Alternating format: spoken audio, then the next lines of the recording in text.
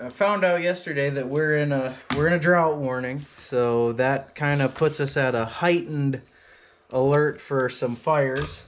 So I'm gonna swap out this scraper blade on this little ice scraper. I'm gonna add a flapper to it, and what that's gonna do is flappers can be used to kind of help with a grass fire. You can use it to smother the flames out if you can. So I don't think I'll be fighting a lot of ice this summer, so I'm going to swap it out to a flapper. First thing we got to do is we're going to remove this plate, and we'll lay our piece of rubber in there, and we'll make some holes, measure it out, poke some holes, tighten it all back together.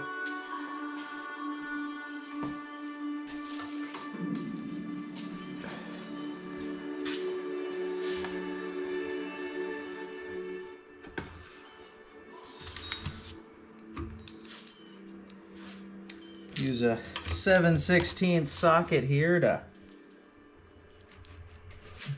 That doesn't feel nice.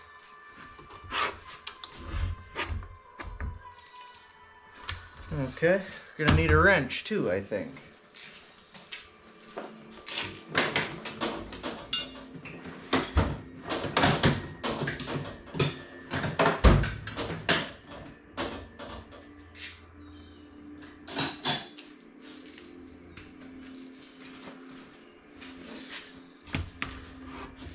Use this ratcheting wrench here to hold.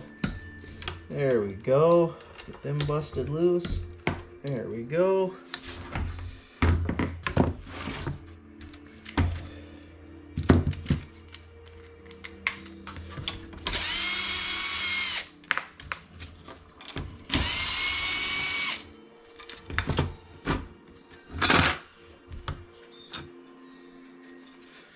Alright, now that we got that piece out, I think I'm gonna...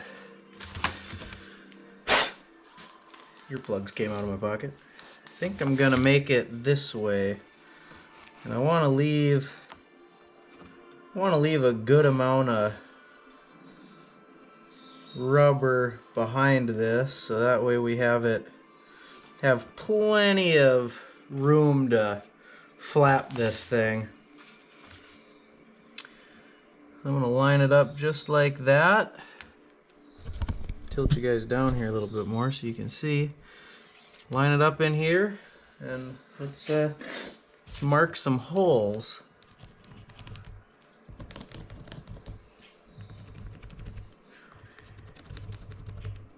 There. Okay. Next, gonna use a little hole punch. Don't need much of one. This'll just help with getting the holes started. So we're gonna pick our biggest punch here.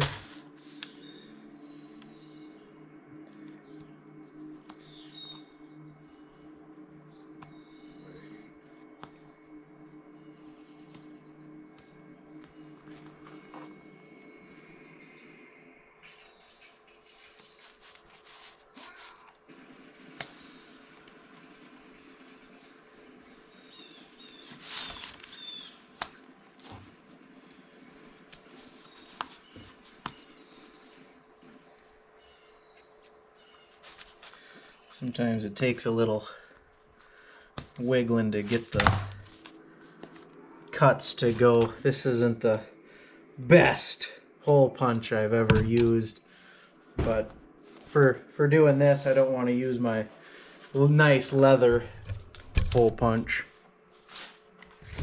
Alright, for our next trick, we're just gonna force these right back over the bolts like so. Oh, see how nice all that lined up using that steel plate as a template? Get all of our nuts located, and drop that back down.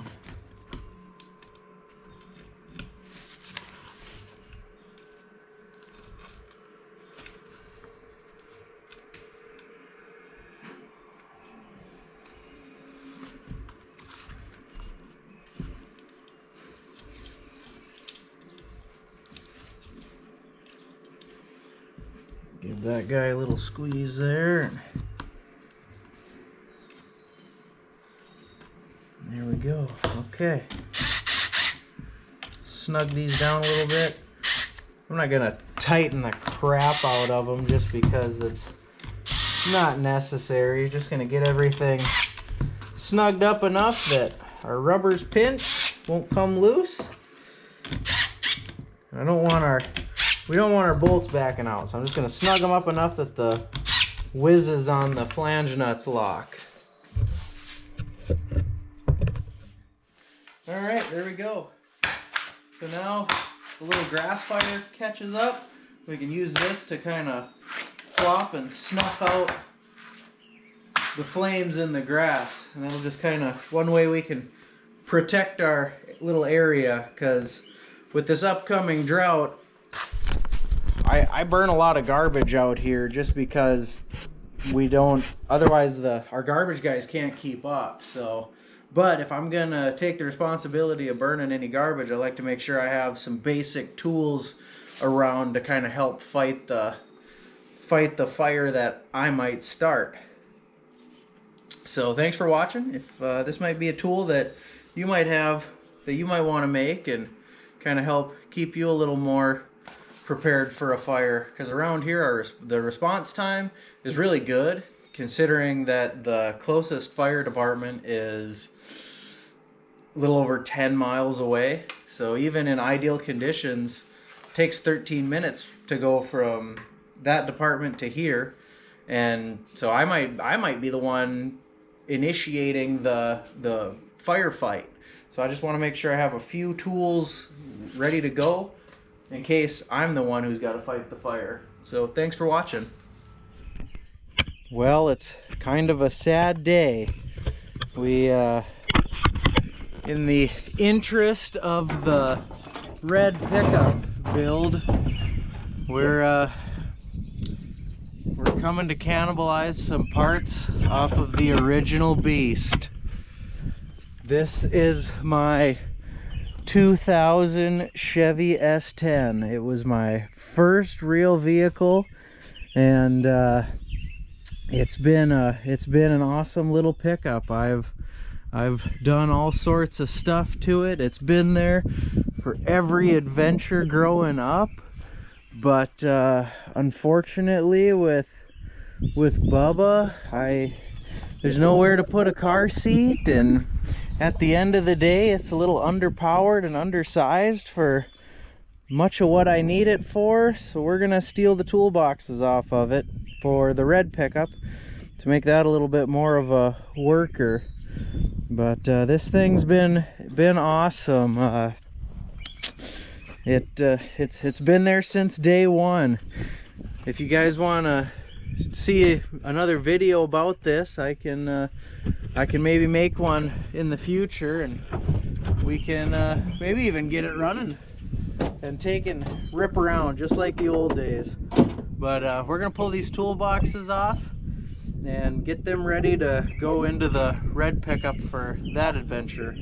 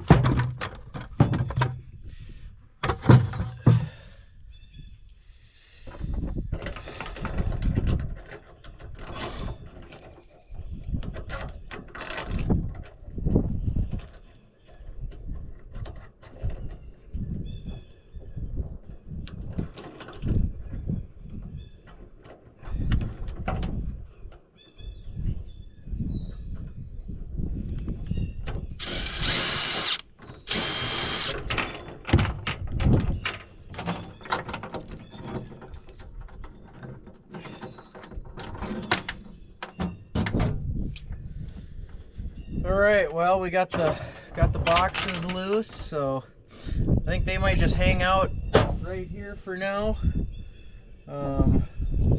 While I still do a little more pondering on the topper situation, because I think what I'm gonna do is I'm gonna put the topper on this trailer here, and that'll kind of make this a little enclosed trailer. But I'm not 100% sure if I'm ready to do that, because it might get used as the fire skid trailer until I can figure out a better way of doing that. Got to be a little bit careful because water's really heavy. It is about 8 pounds per gallon. So with this fire trailer, I'm wanting to stay right around 100 gallons, because that's kind of half ton rated by the time you factor in the pump and all the hose and all that stuff. You know, it doesn't take long to add up to 1,000 pounds. And unfortunately, with my 1 ton still in the shop, I'm kind of stuck to just a half-ton pickup. So that's why I'm kind of pumping the brakes on some of this, because this is a half-ton trailer with extra overloads in it, so it should be able to handle the weight a little better. But I'm just I want to tread a little lightly before we just throw the topper on there and then make this an enclosed trailer. So kind of thinking about that. Topper might end up just sitting somewhere out of sight, out of mind for a little while I figure out what to do to make a better scenario. So we're gonna hang out now and wait a little bit and try to make it a little better.